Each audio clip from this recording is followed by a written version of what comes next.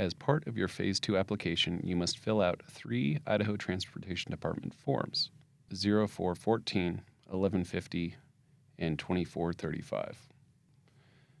If you need help filling out the forms, please contact Compass staff.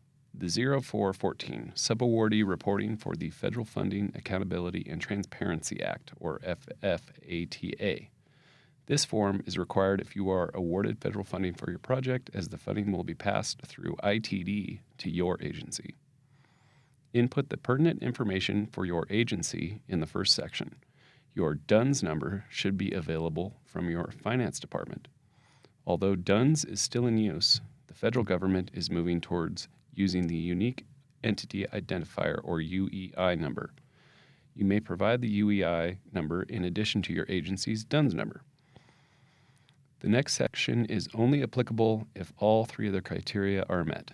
If these criteria are not met, then you must explain this exemption in the aforementioned box.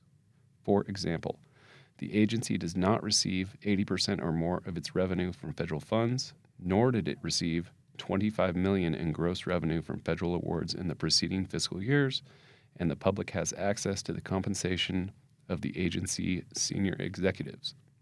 Fill out the Completed By section with the appropriate name, title, and signature for your agency. Note that FFY means Federal Fiscal Year.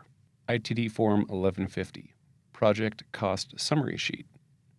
This form is used to generate cost estimates for the components of your project. If your project does not have an assigned key number, leave this blank. The district is always District 3. To find the road segment code for your project, you can find them on ITD's iPlan maps, or Compass staff can assist you. Enter your cost estimates for the components your project will have. Some categories may not be applicable for your particular project. It will be easier to fill out the Compass estimating worksheet first, then make sure all phasing costs match the budgeting forms. If the project is a study or public transportation project, Compass staff can assist you with the form. If the project is a study, specify what type of phase it is, either concept, planning, feasibility, engineering, design, etc. Once you enter costs for lines 1 through 14, line 15 will autofill. You will need to enter a mobilization percentage for line 16. 10% is commonly used. You will need to enter a percentage for contingency. 20% or more is commonly used. Then, lines 18 through 20 will autofill. ITD Form 2435, Local Federal Aid Project Request. This form is required to request federal funding for your project. Follow the instructions at the top of the page. The sponsor is your agency.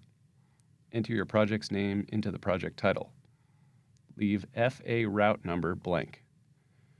Enter your project length in miles. You can use your project limits and project length from your completed Form 1150. Under Character of Proposed Work, check the boxes for work that you plan to do on your project. For estimated costs, use the costs you just generated on your Form 1150. Next, check the box for who will do the engineering, either by your agency forces or a consultant. For the checklist section, enter the name and type of each facility as appropriate. If there isn't one, you can put NA. For right-of-way, check the appropriate box for the number of parcels that will be affected. Check the appropriate box for displaced persons or businesses. The next section pertains to the roadway facility. Enter the number of lanes that currently exist and the type of surface for pavement type. Next, enter the number of lanes you propose to build. If you are not adding additional lanes, leave this same as the existing number of lanes. The same goes for pavement type. Next, under Standards for Road Width and Right-of-Way, enter the existing conditions and then what you propose to add. For sponsor signature, have the appropriate official for your agency sign the form. The last section will be filled out by ITD.